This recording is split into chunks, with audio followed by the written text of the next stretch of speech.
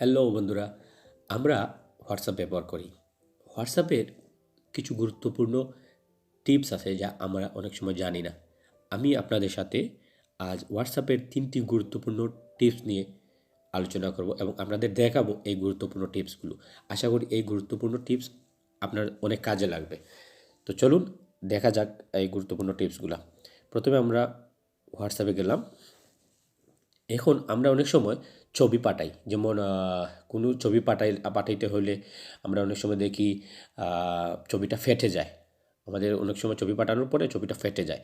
কারণ হচ্ছে আমরা যখন ছবি পাঠানোর সময় গ্যালারিতে ক্লিক করি, যখন আমরা গ্যালারিতে ক্লিক করি তখন যে গ্যালারির মাধ্যমে যে ছবিটা আমরা পাঠাই এই ছবিগুলো কিন্তু ফেটে যায়। যদি আমরা গ্যালারিতে না পাঠিয়ে আমরা এই ডকুমেন্টসে ক্লিক করি, ডকুমেন্টসে ক্লিক করলে এইরকম একটা মেনু আসবে। এখান থেকে দেখেন ব্রাউজ আদার ডক্স, এখানে ক্লিক করি। এখানে ক্লিক করার পরে দেখবেন এইভাবে ছবি আসবে। অনেক সময় আমরা ওখান থেকে আপনারা কিন্তু সিলেক্ট করে নিতে পারেন, যেমন এখানে ইমেজ, ভিডিও, অডিও এরকম থাকে। আপনি ইমেজ দিবেন, ইমেজ দেওয়ার পরে আপনি ক্যামেরাতে ক্লিক করেন, এভাবে ছবি চলে আসবে।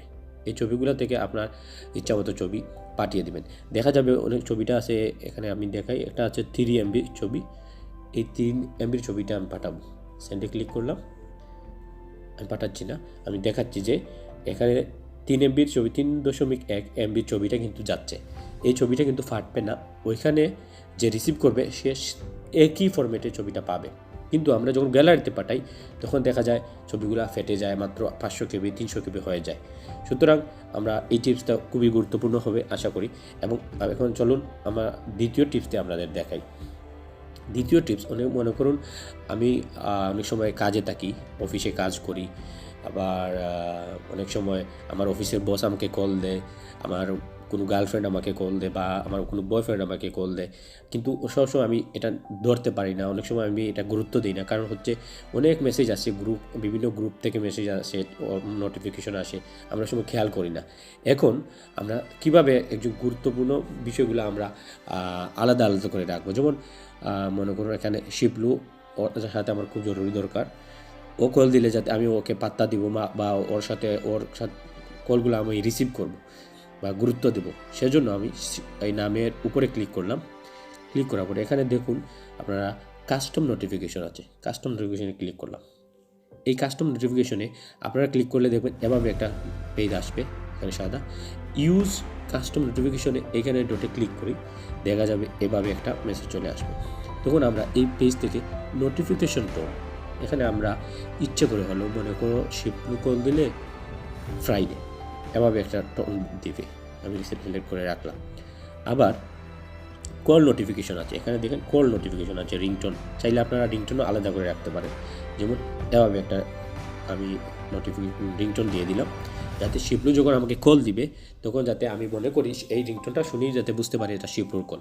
এভাবে আপনারা আপনার কোনো অফিসের বস অথবা আপনার কোনো প্রিয় ব্যক্তিত্ব মানুষের রিংটোন এবং নোটিফিকেশনটা সাউন্ডটা আলাদা করে রাখতে পারেন। আচ্ছা চলুন 3 নম্বর টিপসটা আপনাদের দেখিয়ে দিই। 3 নম্বর টিপস হলো, আমরা অনেক সময় বিভিন্ন মেসেজগুলার গুরুত্ব দেই। যেমন বিভিন্ন মেসেজগুলো আমরা মনে রাখার চেষ্টা করি, বা এটা ইম্পর্টেন্ট, আগামীকালের কিছু জিনিস। তো আমরা অনেক সময় মনে থাকে না, কী করি না করি।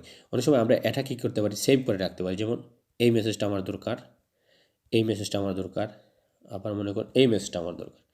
এখানে যদি এই দেখেন, এখানে স্টার একটা বাটন আছে, স্টার বাটন, এখানে এই স্টার বাটন ক্লিক করলে এই মেসেজগুলো কোথায় যায় দেখুন। ওই যে আমরা 3 ডট বাটনে যাই, আবার 3 ডট বাটনে গেলাম, এখানে দেখেন স্টারেড মেসেজে ক্লিক করলেই আমরা এই মেসেজগুলো দেখতে পারবো। যে মেসেজগুলো সিলেক্ট করছিলাম ওখানে চলে আসছে, এই মেসেজগুলো আমি দেখতে পারবো বারবার। এভাবে যে ইম্পর্টেন্ট মেসেজগুলো আছে আমরা নিতে পারবো। সুতরাং এই 3টা টিপস হয়তো অনেকের জানা নেই বা আপনারা জানেন না, তো আশা করি এগুলো আপনাদের কাজে লাগবে। তো ভিডিওটি দেখার জন্য আপনাদের ধন্যবাদ। আর যারা আমার চ্যানেলটি এখনও সাবস্ক্রাইব করেনি, প্লিজ চ্যানেলটি সাবস্ক্রাইব করুন।